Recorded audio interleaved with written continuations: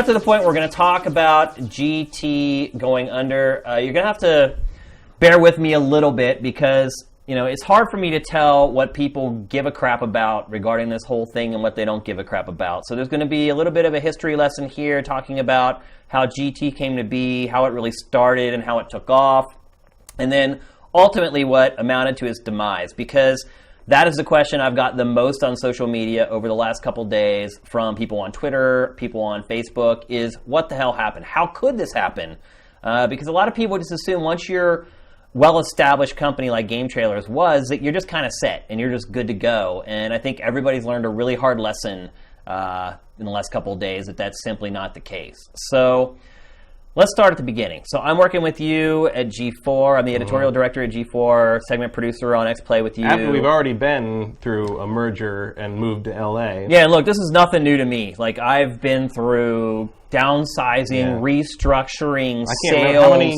1, 2, 3. I survived 7 rounds of layoffs at Tech TV and G4. I mean, look, it all starts there because I was working with Matt on X-Play in San Francisco. Comcast buys Tech TV, merges it with G4, and they tell us, you have to move to LA or you lose your job. So we all moved to LA. We're like, we'll give it a shot. Not counting all the people that just lost their job, period. Who just got laid off. Like, we actually were lucky and got the option if we wanted to keep our jobs, we could move to LA. So some people begrudgingly, some people not as much, moved to LA. And then, how much longer did we work? I worked at G4 another 3 years in LA before MTV came calling. I want to say it was more like 2 years. Was it? Yeah. So I worked a few years at G4. Mid 2006, I think, was when you left. Early 2006. I started at GT. Because we came down here in August 2004. Yep. I started at GT March of 2016. March 18th of 2016. Right. I know the exact day that I started there. So I worked at X-Play for a couple years in G4, in general for a couple years. I basically get headhunted by MTV to come over and run this new website that they had just acquired. So I go over and interview the guy who did the interview, this guy named John Slusser. Really nice guy. He and I really hit it off. They had a lot of money that Viacom was willing to invest in the website. I didn't know anybody who was working currently. They didn't really have anybody who was working on the website. It was pretty much just the guys who had founded it. So it was John Slusser, who had been like the investor in GT that took them from just like working in a garage and gave them their first office. And then it was Brandon Jones, who you guys all know, who was one of the co-founders, and this other guy named Jeff Gross, who was the other co-founder.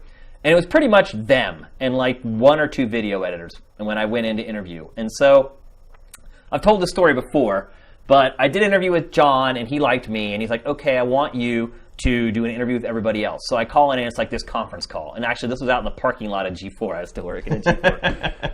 And they're talking, and they're like, okay, they'd already figured out at that point that I was going to accept the job. It was going to be editor-in-chief of the site or whatever. And so they're telling me, and it's basically like their weekly meeting, because they had people that worked all over the place. They didn't all work in the office. And so it's like their weekly meeting, and John wanted me to get in on the meeting and kind of meet everybody through the phone or whatever. And so we go through this whole thing, and I kind of introduce myself, tell them like where I'm from and all the stuff that I had done and blah, blah, blah. And they're like, okay, well, there's one thing we want to talk to you about. And I'm like, okay. And I got really nervous, and they're like, so we're reviewing Ghost Recon Advanced Warfighter right now, and we're going to give it a 10. I was like hell you are. And I'm like in this weird position of like, okay, I don't really know any of these people. I don't want to seem like the jerk or like the holier than thou. And I just begged them. I'm just like, please don't do this. I'm like, you don't understand. Like, once you give it that 10, I'm like, that's something I'm going to have to deal with as the editor-in-chief of this website for forever. People they didn't get it because they didn't really come from like the editorial space. They're just like, we really like this game. Endless. Oh, not as good as Advanced Warfare. Exactly. They're like, they don't get like the repercussions of it. I'm like, just please trust me on this. Like, I've been doing this a long time. I know how this is going to affect things way on down the road. They're like, okay, we'll think about it. Next day the review goes up, 9.9. And I think, people were throwing around this week that the highest reviewed game ever on GT was like several like 9.8s. And I gave one to like Super Mario Galaxy 2 and one to Halo 3, and there was a couple others in there.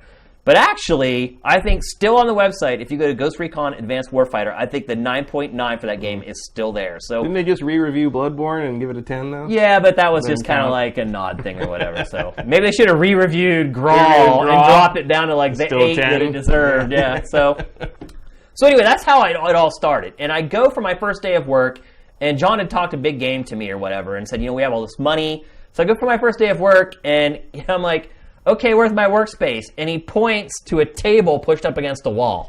And I was just like, man, look, I'm not a prima donna or anything. I didn't have an office. I just had a cube. No, we were all in like a bullpen situation. And generally, I'd like just working around other people anyway. I don't like being stuffed away in an office. I didn't really want an office, but I was like, holy cow, man. Like, and he's like, there's your phone. And he put the phone on the table, and he's like, there you go. And I was just like, holy crap. I immediately went outside, called my wife, and I'm like, I think I made the biggest mistake of my entire career. Seriously. And I was like, I don't know what I'm doing. Why did I do this? And she's like, just give it a couple days. Literally within 2 days, I was like, this is the best decision I ever made in my life. So just to kind of set it all up, I go there. Viacom is heavily invested in game trailers. Like literally, they gave us a blank check to do whatever we wanted. And I've got to say, those were probably, save for like the glory years of X-Play, were like the best years of my career. Having a blank check to do whatever you wanted, where the possibilities are just completely endless. We had that at the time at X-Play as well, right around when you left for another year, I'd say. Yeah. We had basically free reign to do whatever the hell we wanted, and nobody... And GT had that longer than we did, but it was like that weird mid-2000s shifting to late 2000s, like there was that period where like a lot of outlets just kind of were allowed to do whatever they wanted, and you got some of the best content and best personalities out of that. At first, Viacom was amazing. Like the SVP who worked over us was incredible. He totally got it. He didn't know anything about games, but he was smart enough to know that he didn't know anything about it, and smart enough to know that he hired these people because they did know about it, and that he should trust those people. And so... Rare. It was rare. He was amazing. Like, I wish he could have stayed our SVP the whole time. Our first SVP was incredible. We had the blank check. We could basically do whatever we wanted, and we did it intelligently. I built an entire editorial team. I hired everybody. Ryan Stevens, all the people we talked about earlier that I hired. I hired all those people. We built a whole edit bay. We had 14 edit bays with 14 editors cranking literally around the clock. We became a machine, and the website just exploded. Like, I think when I started there, their monthly uniques were like 300,000 or 400,000 people a month. And within 2 years, it was at around 10 million uniques. Like, it was just a monumental rise. But again, it was because the guy who was above us got it, and we were getting results. And so, GT launched before YouTube, really. Like, at least it originally launched. I was about to say, it's doubly impressive that you have that many uniques with that video player. Right. Well, see, here's the thing. When GT first launched, it was hand-built by the guy who has built Sifted, Brent Phillips. And look, Sifted's a fucking awesome site, man. Like, Brent is really good at what he does. And so when we first started, we had our own site. We had our own website, we had our own player, we had our own community, our own forums, our own everything. It was nothing like any of the other sites anywhere else in Viacom. And again, they got it. They're like, games are different, and we don't know games, and like these guys are telling us that they need an HD player. We had an HD player. No one else at Viacom had it. We taught people at Viacom how to produce in HD. Like, they came to us and asked us, like, what cameras should we buy? Like, what should we do about our edit bays? Like, we were way ahead of these huge networks, MTV, Spike. None of them were HD, and we were producing HD content. I remember the top people at G4 used to come to us and be like, "How come GameTrailers is doing so much better than we are?" And we'd be like, "Because they have HD players. Like, and games they have are HD content. Like that's what games look like now. Like Microsoft pushed that, and Sony pushed that so super hard for the 360 and the PS3." And GT was the only place you could see it the way it was supposed to look. Yep. And so we created our own user-generated stuff. Like, we were YouTube before there was YouTube, and it was all just for video games, and it all just worked. Every show we launched, people loved. Our initial strategy, and my initial strategy when I started at GT, was it's all about the games. And that's what I told everybody I hired, everybody who worked underneath me. I was like, it's not about us, it's about the games. And so when we wrote, it wasn't and you'll never see, and that eventually I think changed once I left GT, but if you go look at any of the reviews for the first 7 or 8 years that website ran, you will never ever find the word I in any of our reviews. And it was never people saying, I like this, I like that. It was always we, if we even recognized us at all. And so we did that at first, and it was just a smashing success. But then people, they knew I worked there, kind of, and like the guys who were working for me were like, like it's weird to work someplace and not have anyone know that like this is my review or anything like that. So we started to work a little bit more on bringing our personalities out into the front. So we launched Invisible Walls. And Invisible Walls originally still kind of clung to that whole thing because it didn't show us on camera. It actually showed little caricature images of us. And they would light up when one of us would talk, so you'd know who it was. But then eventually people got to know us that way. And they were like, well, we want to see you guys on camera. And we were like, I don't know if you guys want to see us on camera. I don't know if that's a good idea. But they're like, no, that's what we want. And so eventually Invisible Walls moved into camera work. Now, while this is happening, things are starting to change. So YouTube is launched, and it's doing well. On YouTube, there is a YouTube channel called Machinima. Now, the problem with GT was it became so successful that it became the backbone that supported like a whole wing of Viacom's digital business. So we were eventually umbrellaed under this thing called Spike Digital Entertainment, and that was like a whole network of websites. The problem was all those other websites weren't doing squat, and GT was just a beast. So all our sales and marketing people were relying on us to get their sales through. So they'd sign a deal with Heinz Ketchup or whatever, and they'd need to do 1 million ad views in a month or whatever. But Heinz signed the deal with Spike.com or with MTV.com. Problem is, there wasn't enough traffic on those websites to get through that ad sale. So if they didn't do it, they would lose money or they'd have to give money back, and they weren't going to do that. So what happened was the ad frequency on GT just started getting more and more. And then eventually it just got to where it was 1-to-1. And people stuck with us through that, by the way. Like, I was impressed by that. Like, people complained a little bit here and there, and I hated it, and everyone who was on the editorial team freaking hated it. But people stuck with us and stayed with GT during that process. So while this is happening, YouTube is starting to rise.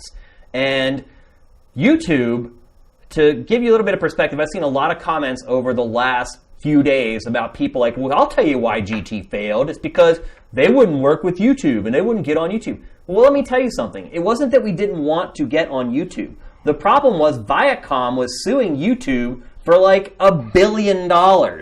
We would go to YouTube and we would find our top 10, our GT countdowns, with like 5 million freaking views. And the messed up thing about it wasn't YouTube's responsibility to keep track of like all the content that they were stealing. It was your job. Like, so we had to hire people to go to YouTube and try to find every instance of our videos that had been stolen and were serving ads against them. It drove me bonkers. I'm like, so wait a minute. We could have done 3 million views of this video, and we wouldn't have to have an ad frequency of 1-to-1 because we'd be serving more videos. Instead, these yahoos stole our video and posted it on YouTube, where it did another 3 million views. It was infuriating. And then, we weren't allowed to go there. And we're like, well, look at what our content's doing on YouTube. And Viacom's, you're not going on there. We're suing them right now. We're not going to put our content on YouTube. We were like between a rock and a hard place. And that's when things started to change. We had these awesome programs where if people use our website, they got free stuff, like literally like a free PSP. Like you could watch videos on our website and get a free PSP from it with our program that we had. Like any of the really cool stuff that like our website had slowly started being taken away from the website. It's all good times, man. The good times were rolling. And then eventually just the corporate creep started happening. And they start trying to use you to make all boats rise. Around 2011, our numbers had really started to decline. Everybody's were, though. Like GameSpot, IGN, everybody. So, and our numbers weren't declining at a higher rate than anyone else's. Like, you could look at our curve, and you could look at IGN's curve and GameSpot's curve, and they were like, you could lay them on top of each other, and they were like identical. But still, regardless of that, it's like, it's a cause for alarm. Like, you need to start thinking about doing things differently. How can we stem the tide of losing our users, blah, blah, blah. So we launched a bunch of shows, like I mentioned earlier, but that is where corporate really started getting involved. And so what their perspective was, well, if you just keep doing the same thing over and over, and what, in their opinion, doing the same thing over and over was creating content for hardcore gamers. And so that spurred what you're seeing right now, which is GT Motion. So they came to us. Yeah, Chilon. Yeah, Chilon. Again, somebody I brought from G4 over to GT. Tech TV. Yeah. So they're like, you guys need to start doing something differently. That spurred GT Motion, which I told them was a horrible idea. It's going to flop. No one's going to care. There's no audience for this stuff. They made us do a mobile gaming site. Again, it's going to flop. Nobody goes online to look for mobile information. They made us start like a blog because they're like, oh, look, the one website that hasn't really lost as much traffic as everybody else is Kotaku, and they're a blog. So let's start a blog. And so I hired somebody from Kotaku to come over and do the job, Michael McWhirter. He came over and ran our side mission blog. Once you've established your identity, and the identity then and still today, and if you look at everything that people have written for the last couple days, GT was a video portal for video games. Once you've established that identity, that's what people come to you for. And so these people were starting to meddle and trying to change the site's identity. And look, I love Michael McWhirter, and I like the work that he did on Side Mission, and I thought Side Mission was a good blog, but that's not what people came to GT for. And so instead of spending the money that we could have spent to create another 3 shows to get people to come to the site for what they come to the site for, we're blowing all this money. I mean, look, you saw GT Motion. That was not a cheap production, man. And then comes the site replatform, and this is what really killed GameTrailers. So one day they just come to us and they're like, look, we're going to replatform, and every website across Viacom is going to be all the same. And so, you know, we go into all these meetings and we're sitting in there and we're like, this is a horrible idea. They're like, we're taking away everyone's blogs, we're taking away leveling, we're taking away achievements, we're getting rid of the user-generated video. Like, they just murdered the site because there were so many parts of it that were not a part of anything else at Viacom. And we saw it coming. Like, we knew it was going to be bad. We started working on the replatforming. It was a total disaster. We lost 30,000 redirects on launch day of the new website. So what, just for those of you who don't work online and may not understand what that means, so when you replatform onto a new platform, they do what's called redirects, which basically takes the new website and links that new website to that old video that you had on the old website. On day 1, we lost 30,000 redirects. Basically 30,000 pieces of content that if somebody searches on Google and clicks it, it now goes to a 404 page. 30,000. So right then, traffic just literally, the day we launched that new site, boom, like all the way down. And that was it. That was pretty much it. GT gets sold to Defy for basically, for what they say in hockey would be a bag of hockey pucks. Like, literally, no money really exchanged hands. Like, they gave, like, Defy gave Viacom, like, some shares of its company. Like, I don't even know what Defy's shares are worth at this point. Like, basically, Viacom gave the website to Defy. So Defy is not invested in GameTrailers at all. And look, I'm gone. Defy came by and picked the couch up off the curb. Pretty much. And look, I wasn't there. So I'm not going to go too in-depth about what happened with the Defy folks. But as a complete outsider and someone who understands digital and knows GT and knows how these deals work, I can talk a little bit about it. So Defy gets GT for nothing, basically. It's given to them because Viacom has no real digital presence and wants its hand in digital. So it figures this is its way to do it. We'll give you this digital property. You give us some stock of your digital company. Everybody's happy. So Defy really has no incentive to make GT work. It's like a wild card to them. They're like, well, this could work and become huge. You know, they see the numbers. They see where they had just gone down. So they're like, well, maybe we can turn this around. Maybe it could become something lucrative to us. But more likely, they're really saying, like, if it doesn't work, so what? So when you're not incentivized in something, you have no reason to really care. And as an outsider, again, like, I don't know this because I wasn't working. I never worked a day at Defy with the GT crew, but you can just see it because when they first got there, they had nice studios. And, like, I went and shot a couple episodes of Bonus Round. I was like, wow, this is really nice. Like, they've taken care of you guys. I remember telling Brandon, like, walking up and giving him a hug, and I'm like, dude, this is awesome, man. Like, I was worried about when you guys came over here. Like, they've set you up. They've taken care of you guys. And, but then you just started watching, and, like, that studio, they stopped Bonus Round. Because Bonus Round, and people have been asking me, why don't we do Bonus Round? Why did Bonus Round stop? It's because it's crazy freaking expensive. It's like you're flying in all those people and putting them up in a hotel, like, it's a lot. And if the show does it's TV money. Yeah, really. it's TV money. It was a legitimate production. And when GT was rocking, it wasn't a problem. But when you're really starting to think about your budget, what you do is you look at cost per video view. And it doesn't work out for a show like Bonus Round online. So what you started seeing was them getting shuffled around. Mm-hmm. Like, look, if you are valued at a company, you don't get shuffled around. The other people get shuffled around. And you see them shuffling around you. That's the way it was at GT. It's like they gave us a studio right off the foyer of MTV. Like, here's a little trailer. Mm-hmm. Here's our studio. Like, that's when you know you matter. When you're the one given that stuff, and all the other people are like, how did you get that? But you can see with GT. You guys back in the day were like, visiting that place was like, wow, you guys are in the thick of everything. Well, see, look, we had a TV show on MTV2, mm-hmm. we had a TV show on Spike. Like, it was insane because we went in there and we kicked ass. Like, we earned it. Like, they didn't just give it to us. And I should also note that, like, when GameTrailers TV stopped, the people at G4, like, updated their resumes. Because, like, it was having GT there, like it was kind of like, okay, video game content on television is a thing, and there's competition, and we're fighting for some of the same content. You guys always won, but like, because Keeley got exclusives like breathing. Yeah. But like, when that went off the air, we're like, oh, well, we better start packing up. You know, it was just like the writing was on the wall for the industry. Here's the thing, like we always rooted for you guys because we knew that our health and your health, we were very interchangeable. It was symbiotic. Yeah, like, for sure. And I know that. I know when that show was shut down, that's exactly what you thought. Oh, crap. Just like when we found out, and you guys were having problems over there, we're like, oh, crap. Like, we need each other, like, to make it seem viable to people who don't know what the hell they're talking about. Because that's really what it comes down to. You're dealing with people. Two giant corporations that, like... that are clueless. And if no one else is doing what you're doing, and the thing you're doing isn't a runaway success, as a giant corporation, you're just going to think, well, why are we doing that? Yeah. So I did miss a very important element of this whole thing, and I can't believe I totally forgot it, and that is ad blocker. Even before our replatform, the reason we really lost a lot of traffic, a lot of revenue was ad blocker. So just to be completely candid, the first couple years at GT at MTV, we lost money. It was expected, though. You don't just start a website with like 300,000 uniques and expect to like make $1 million right away.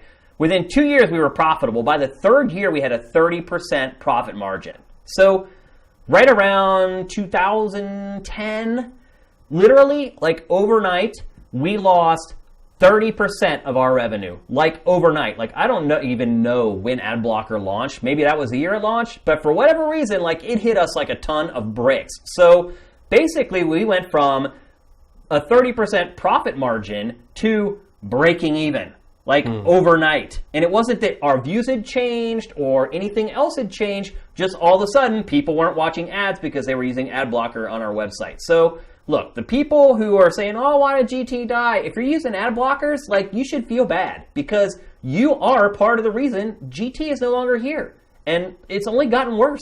Like, now ad blocker is like almost 50% of people who surf traffic on tech and gaming websites. Like, that's why Sifted is a subscription website. We would never survive with an ad model. We just wouldn't because people who are gamers are really tech savvy. Like, my mom is like, ad blocker? I don't even know what that is. Like, why would I install something into my browser? It'll make it run slower, Shane.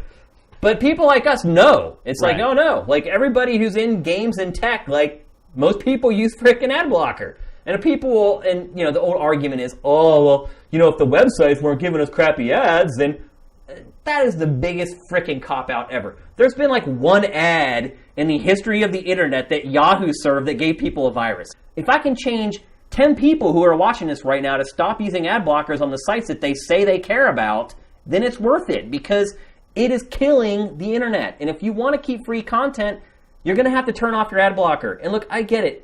There are some websites that are obnoxious. Like, you can see it. I use ad blocker on sites sometimes, like ESPN, because it has 58 ads.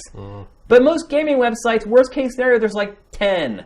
And you don't get like the eye blasters anymore that like pop up and like take over your screen. Like, websites have got it. Like, they've toned their ads down. They realize like what it's done. But the bottom line is you're taking money out of the hands of these people who are working their butts off. It was really frustrating for me to watch like all these people commenting about, oh, these God, I love them so much, and how am I going to survive without seeing them every week? Well, where were you, like, the last 3 years when you were taking money out of their pockets? Ad blocker killed game trailers. Like, if there's one thing that, if somebody asked me, what killed GT? All the other stuff that I talked about definitely has an impact on it. But what really killed it was ad blocker. And if you start seeing some of these other big sites going down, maybe some of you guys like some of the big sites that still exist, there aren't many left, but you start seeing them go down, that's why they're going to go down too. It's not anything else. It's ad blocker. Taking 30% or 40% of their revenue off the top. How can any company survive? Imagine if you worked in a cab and every night when you finished your shift, you had to hand somebody half of your money. That's what it's like working online right now. That's what you're doing. No other person in the world has to do that.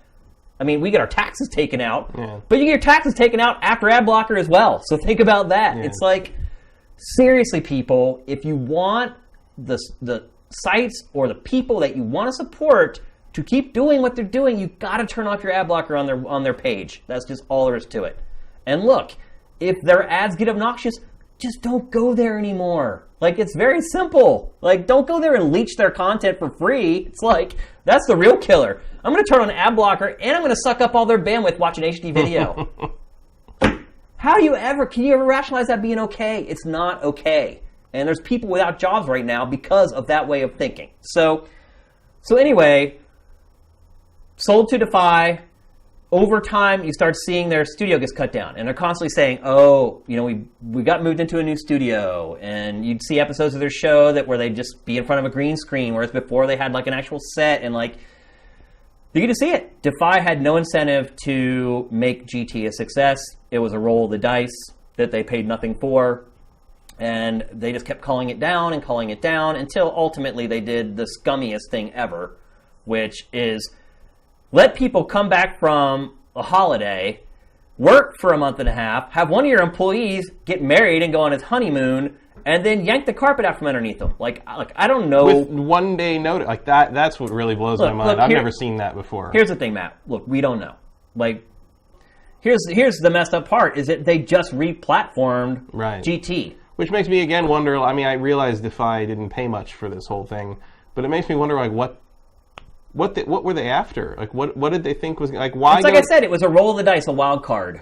To go so far to, like, you know, re-platform and then just saying, nah. Like, it was, you know, and we've seen things like, you know, a similar, not similar, but like a comparable thing happened to Unscrewed with Martin Sargent when we moved down here, when we all moved down. The end of July in 2004. And a month later, they can him. November 11th. They'd been here for 3 months. Yeah. And some people got moved to new departments, but a lot of the people on that show Unscrewed, it's like, we paid to move you to LA, and it's been 3 months, and happy Thanksgiving, you're out. And you have a year lease. Yeah. and you signed a year lease in LA.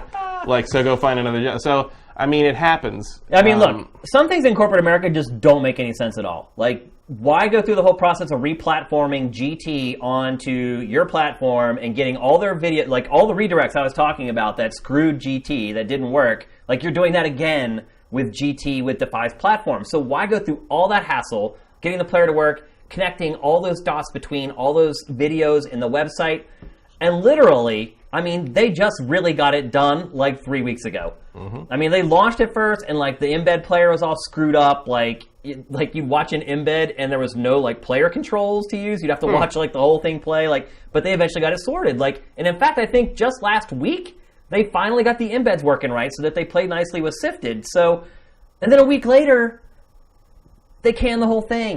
And the thing is like, you know, they probably came back from the holidays. They had their big come to Jesus, like kickoff 2016 meeting, and that was the end result of it. And a lot of times when things like that happen in corporate America, there's nothing you can do.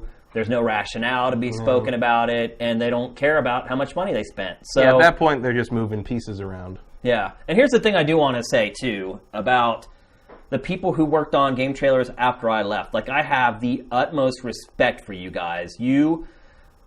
Look, if everybody else from the outside could see what was going on, you guys could see what was going on. And to come to work every day and bust your ass and be professional and, in all honesty, do some amazing work, that deserves all the props in the world. You guys were soldiers. You persevered. And it's very easy to start, when you start seeing things kind of crumbling down around you, to start phoning it in or just being like, well, this is good enough. And you guys never did that. And, Brandon Jones deserves a lot of credit for that. When you're a leader, it's your job to shake it off and put on the happy face. And look, I had to do it at GT for the last 3 years I worked there. As our numbers were plummeting, and all my employees are coming to me being like, Shane, what's going to happen? Are we getting fired? I'm like, everything's fine. Everything's going to be good. It's hard because you know better than anyone, because you're sitting in the meetings where you're talking with the people above you who are telling you dude, this shit's bad, real bad, Shane, something's got to be done. And then you have to go to your people and be like, look, let's start putting some plans in place. Let's have a meeting, blah, blah, blah. You can't let it shine through. And look, I'm sure Jones was privy to some stuff that the guys who were working for him weren't privy to. And it's hard. It's hard to put on that happy face every day and come to work and kick ass. And you guys did. I don't know if any of you guys are watching this right now. I don't know if Bloodworth is still on the stream or not. But Blood, I love you, man. But all you other guys as well, man. I just have mad respect for you guys. You guys really picked the site up by its bootstraps when it was down. And it's a shame what happened to you guys. That's the bottom line. And it wasn't your fault at all. It'll never be your fault. It's completely out of your control. You guys did the best you could and then some. So I guess in the end, man, sometimes you just can't stop stuff like this from happening, because when corporations get involved, it's out of your control. Once the corporate eye of Sauron moves on to you, that tends to be it can be a slow grinding end, but it's going to be the end. Another problem too is the one guy who had sold the site to Viacom, he got into Viacom and GT blows up, so all of a sudden he's getting promoted. They're like, oh, it's probably because of you that GT did so well. So he gets promoted up and out of up and out. Gets promoted up and out of GameTrailers. So he's not really working with GameTrailers anymore. So we lost the guy in our corner who would go to bat for us. That was another problem too. Just to watch something be built on hard work, because that's what people don't get. It's everyone just thinks it's everyone at Viacom decided it was oh, you guys play video games and it got big. Right. It's no, that's not how it happens, man. There's people playing video games everywhere right now. It's work. It's hard work. It's sacrifice. Sacrificing your time with your wife or your family or whatever. And those things, and you see, I went through my own corporate fuckery situation as X-Play got canceled with Attack of the Show and the rest of G4. And, everybody, even, we were told a couple months before the end, that this is shutting down in December and, da-da-da. But no one stopped, no one slacked off, no one just wandered away. Everyone was like, oh, we got to make these final shows amazing. Yeah. And because, and you see the same thing with GT all the way to the end, all the way to the final live stream last night with GT, or on Monday with GTA 3. It's all about the content. It's all about what you built. It's all about the people who watch it.